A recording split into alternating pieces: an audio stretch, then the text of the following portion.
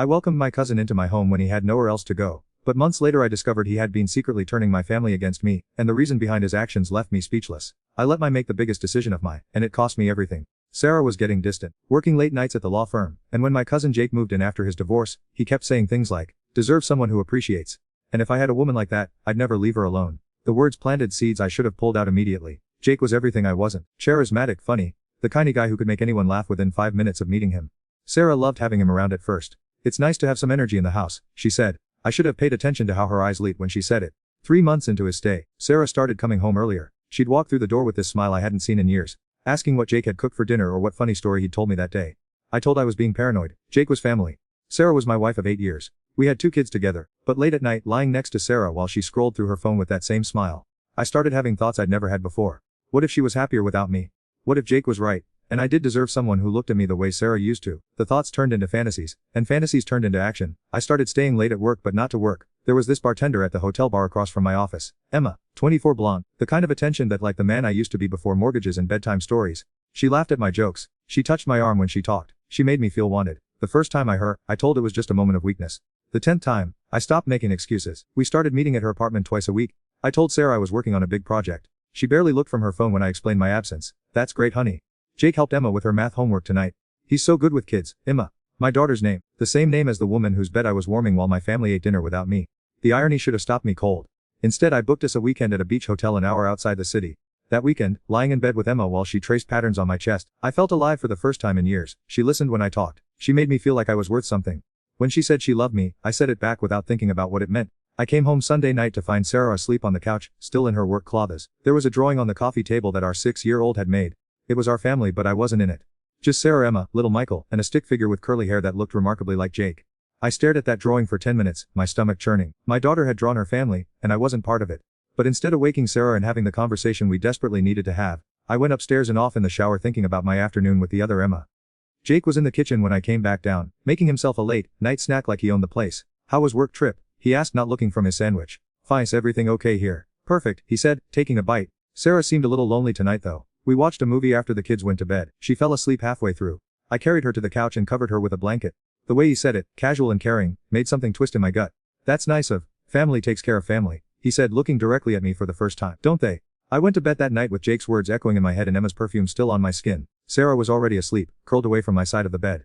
I reached for her, wanting to bridge whatever gap had opened between us, but she shifted away even in sleep. The next morning, I woke to the sound of laughter from downstairs. Real laughter, the kind that filled the whole house. I found my family in the kitchen with Jake, all of them around the table eating pancakes he'd made from scratch. They were playing some word game that had Emma in stitches and even made Michael forget his usual morning grumpiness. "Daddy," Emma ran to me, syrup on her chin. "Uncle Jake made funny pancakes. Look, this one looks like a dinosaur." I looked at the pancake, which did indeed look like a dinosaur, complete with chocolate chip spots. "That's great, sweetheart." Sarah looked at me with an expression I couldn't read. "There's coffee in the." "Jake made extra." "Thanks," I said to Jake, who nodded and went back to flipping pancakes. "Daddy are going to work early again today?" Emma asked, climbing back into her chair. I said, pouring coffee. "We're always working," Michael said without looking from his dinosaur pancake. "Daddy works hard so we can have nice things," Sarah said, but her voice was flat. "Uncle Jake doesn't work but he still makes us nice things," Emma said innocently. An awkward silence settled over the kitchen. Jake cleared his throat and said something about looking for jobs, but I barely heard him. I was staring at my family, seeing them clearly for the first time in months. They were happy, genuinely happy. I wasn't part of that happiness. I said Sarah goodbye and she turned her cheek at the last second, so I caught the corner of her mouth instead of her lips. "Have a good day," she said. As I drove to work I called Emma. The other Emma. "Can get away tonight?" I asked when she picked. "Miss me already?" She laughed. "I thought needed to spend time with family." "Change of plans," I said. "I need to see." That night, while my family played board games with Jake, I was in Emma's bed telling I was choosing happiness. I was choosing someone who wanted me. I was choosing to feel alive. I had no idea I was choosing to destroy everything I'd ever built. The affair went on for 2 more months before everything imploded, but the real destruction started long before I got caught. It started with small lies that grew into bigger ones, with missed bedtime stories and forgotten school events, with a coldness that crept into my house like winter fog. Sarah stopped asking where I'd been. She stopped caring if I came home late. She stopped reaching for me in bed, stopped saving me dinner, stopped including me in conversations about the kids' schedules. I told she was pulling away first that I was just responding to her distance. The truth was I was abandoning my family long before she gave on me. Jake, meanwhile, became everything I wasn't. He was there for every school pickup I missed, every scraped knee I didn't kiss better, every bedtime story I didn't read. He helped Emma with her math homework and taught Michael how to throw a baseball properly. He fixed the leaky faucet I'd been promising to repair for 6 months and painted the fence that had been on my to-do list for a year. "Cousin is a godsend," Sarah said one evening when I bothered to come home for dinner. "I don't know how we managed without him. I looked around the table at my family, all of them glowing with the contentment of a day well spent together, and felt like a stranger in my own house. Emma was showing Jake a drawing she'd made at school. Michael was telling him about a kid who'd been mean to him at recess. Sarah was actually smiling, really smiling, for the first time in months. He certainly made himself comfortable, I said, and immediately regretted the edge in my voice. Jake looked at me with those steady eyes of his, just trying to help out while I figure out my next move. Of course, I said. Family. After dinner, while Sarah gave the kids their baths, Jake helped me load the dishwasher. Everything okay, man? He asked, seemed tense. Just work stress, I lied. Maybe should take some time off. Spend more time with Sarah and the kids, they miss.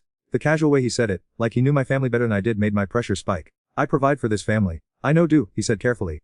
I just think sometimes being present is as important as providing. That night, I lay in bed next to Sarah and stared at the ceiling. She was reading a book, something she'd started doing again since Jake moved in. When I tried to remember the last time we'd had a real conversation, I couldn't. Sarah. I said. She didn't look from her book. Happy. She set the book down and looked at me with surprise. That's a random question. I feel like we've been distant lately. She was quiet for a long moment. We have been distant, but I thought that's how I wanted it. What do mean? Or never here, she said simply. And when are here, or somewhere else, on phone thinking about work, just absent, so I stopped trying. I'm working hard for us. I know. She said, but she picked her book again. I'm tired, Tom. Can we talk about this another time? But there was never another time. The next morning I was gone before anyone woke, and by evening I was with Emma, losing in someone who didn't know me well enough to be disappointed in me. Emma, the other Emma, made me feel like a hero. When I complained about work, she called my boss in. When I mentioned Sarah being distant, she said any woman would be lucky to have me. When I talked about feeling unappreciated at home, she me and said she appreciated everything about me. Or so different from other men, she said one evening as we lay in bed. Most guys' age are so boring, so settled, but still have that spark. I was 42 years old, going bald, with a gut from too many business lunches and not enough time at the gym. But in that moment, with this beautiful young woman tracing circles on my chest, I felt like I was 25 again.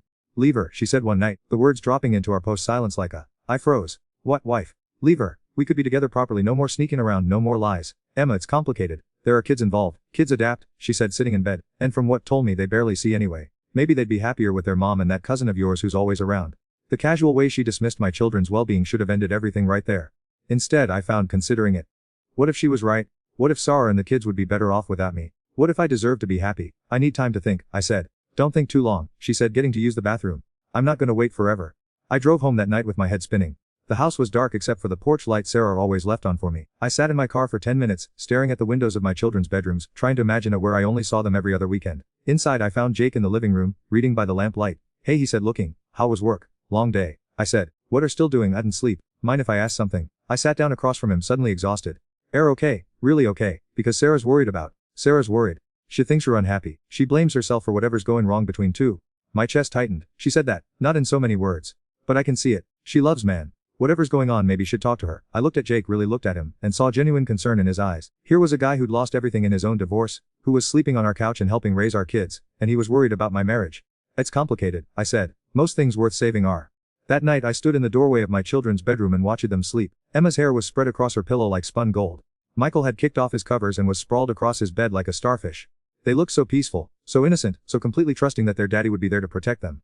I almost ended it with the other Emma right then, almost, but the next day Sarah forgot to pick my dry cleaning, and Emma called me at work just to say she missed me, and the momentum carried me right back into her bed. The end came on a Tuesday. I was supposed to be at a client dinner, but I was with Emma instead, celebrating the fact that she'd gotten a promotion to day shift at the restaurant. We were on champagne and each other, and I was later getting home than I'd ever been before. I walked into my house at 1:30 a.m. to find Sarah sitting at the kitchen table with her laptop open and her phone in her hand. How was dinner? She asked without looking. Fine, I said. Long night. Lots to discuss with the client. Which client? The question caught me off guard. Sarah never asked about specifics. Morrison Industries, the contract renewal. She nodded and closed her laptop.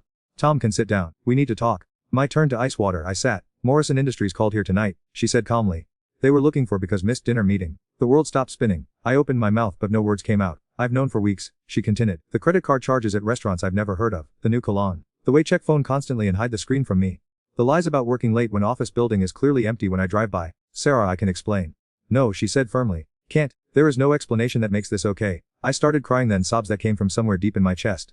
I'm sorry. God, Sarah, I'm so sorry. In love with her. The question gutted me because I didn't know the answer.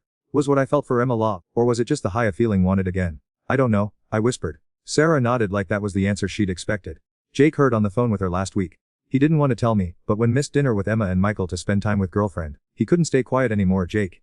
Of course Jake had heard. I looked around our kitchen, seeing it through his eyes, seeing how I'd been treating the people love me while he'd been taking care of them. Where is he? I asked. Stairs. He offered to leave but I asked him to stay. The kids are going to need stability when this all falls apart.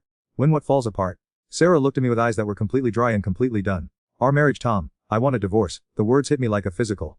Even though I'd considered leaving, even though I'd fantasized about it with Emma, hearing Sarah say she was done destroyed me. Please, I said. We can work this out. I'll end it. I'll do whatever want. I don't want anything from anymore, she said. Except for to be honest with our children about why daddy isn't gonna live here anymore. I fell apart completely then, begging and pleading and making promises I should have made months ago. But Sarah just sat there, watching me with the detached interest of someone observing a stranger's breakdown. Should pack some things, she said finally. Can stay at a hotel tonight. We'll figure out the details tomorrow. As I walked upstairs to pack a bag, I passed Jake in the hallway. He looked at me with something that might have been pity. Sorry man, he said quietly. I asked, surprised by the bitterness in my own voice. He nodded. I really am. This isn't what I wanted. But as I closed into a suitcase, I couldn't shake the feeling that maybe it was exactly what he'd wanted all along. I moved into a furnished studio apartment that smelled like industrial carpet cleaner and broken dreams. My Emma was thrilled at first. Finally, she said when I called to tell her about the separation. Now we can be together properly. Oh, together properly. Turned out to be very different from our twice-weekly hotel rendezvous. Without the thrill of secrecy, without the forbidden nature of our relationship, what was left felt hollow and strange. Emma wanted to go out to nice restaurants and take weekend trips and meet my friends. The problem was I didn't have any friends left. Sarah had been the social coordinator in our marriage. She'd maintained our relationships, planned our dinner parties, remembered birthdays and anniversaries. Without her, I discovered that most of our friends had been her friends who tolerated me. When word got out about the affair, the few people who reached out did so to tell me what a piece of I was. We're going through a rough patch, Emma said when I explained why we couldn't go to Mike and Jessica's housewarming party. People will come around. But they didn't come around. And honestly, they shouldn't have. The divorce proceedings were brutal. Sarah asked for nothing except primary custody of the kids and enough child support to maintain their current lifestyle. I didn't her on anything. How could I? I destroyed our family for a 24-year-old bartender who thought kids adapt. The custody arrangement was every other weekend and one evening per week. 14 days a month reduced to 4. My children, who I'd taken for granted for years, suddenly became weekend visitors in my. The first time I picked them, Emma and Michael sat in the back seat of my car like they were riding with a stranger. Where are we going, Daddy? Emma asked. I thought we could go to Chuck E. Cheese, I said, grasping for something that might make them happy. We don't really like Chuck E. Cheese anymore, Michael said quietly. Uncle Jake took us to the Science Museum last weekend. That was better. Uncle Jake, of course. At my apartment, the kids sat on my couch and looked around at the bare walls and minimal furniture like they were visiting a sad relative in a nursing home. Emma kept asking when they were going home. Michael asked why I didn't have any pictures of them. I just moved in, I explained. I'll get some pictures printed. But when Monday came and I dropped them off, I felt relief more than sadness. Relief that I could stop pretending to be the fun weekend dad and go back to my small quiet. Emma, the other Emma, started getting restless around month 3 of our proper relationship. She wanted to move in together. She wanted to meet my kids. She wanted a timeline for when I'd be ready to remarry. This isn't what I thought it would be, she said one night over dinner at a restaurant I couldn't really afford. Or so sad all the time. I'm going through a divorce, I said. Course I'm sad. But wanted this. Chose me. Had I chosen this, or had I just made a series of selfish decisions that led me here? Looking across the table at Emma, with her youth and beauty and complete inability to understand the weight of what I'd lost, I realized I didn't love her. I'd never loved her. I'd loved how she made me feel about, but that wasn't the same thing. We broke 2 weeks later. She said I was emotionally unavailable. She said she deserved better than being someone's midlife crisis. She was right on both counts. Meanwhile, Jake had become a permanent fixture in my former. When I picked the kids, he was always there, helping with homework or fixing something around the house or just being present in all the ways I hadn't been. Sarah bloomed under his attention. I could see it in the way she laughed more easily, the way she stood straighter, the way she'd her hair wearing clothes that made her look younger and happier. Aaron, Uncle Jake dating? Emma asked me during one of our awkward weekend visits. My stomach dropped. Why do you ask? Because he makes mommy smile the way he used to. Out of the mouths of. I asked Sarah about it the next time I dropped the kids off. She was in the front yard with Jake, both of them planting flowers in the garden I'd never cared enough to maintain. Too. I gestured between them, unable to finish the question. Sarah looked at Jake, then back at me. We're figuring's my cousin Sarah. He's a good man, she said simply. And he's been here for me and the kids when weren't. I wanted to be angry. I wanted to rage about betrayal and family loyalty and the impropriety of it all. But standing there watching them work together, seeing how natural and easy they were with each other, I realized I had no right to be angry about anything. Just, be careful with the kids, I said. I've been careful with the kids, Sarah replied. That's more than I can say for. The final came 6 months later. Emma, my Emma, I have something to tell, she said when I answered the phone. My heart clenched. Had something happened? Was she, Uncle J asked Mommy to marry him, she said. And Mommy said yes. Are mad. Was I mad? I was sitting alone in my studio apartment on a Friday night, eating takeout Chinese food and watching reruns on a TV I'd bought secondhand. My ex-wife was getting remarried to my cousin, who'd stepped seamlessly into the I'd thrown away. My children called him uncle but would soon call him stepfather. No, sweetheart, I said, my voice cracking. I'm not mad, happy.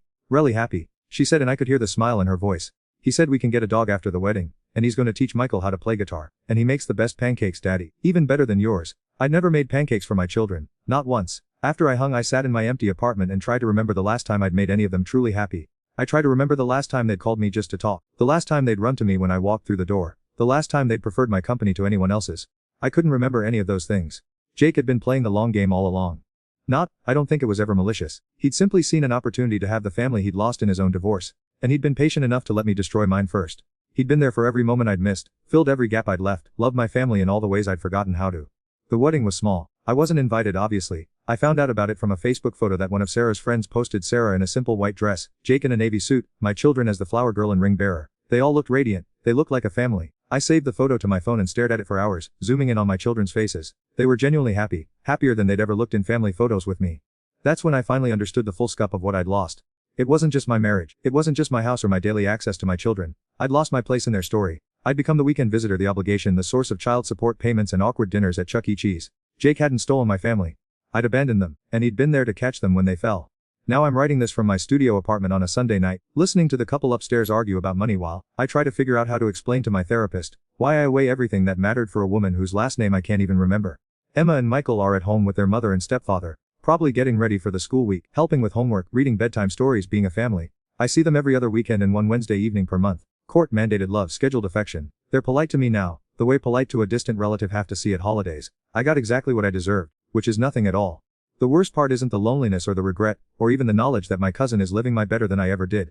The worst part is knowing that my children are happier without me, and understanding with brutal clarity that they should be. If we're reading this and thinking about stepping outside marriage, about taking that first drink from the well of infidelity, let me save some time. There's no version of this story where win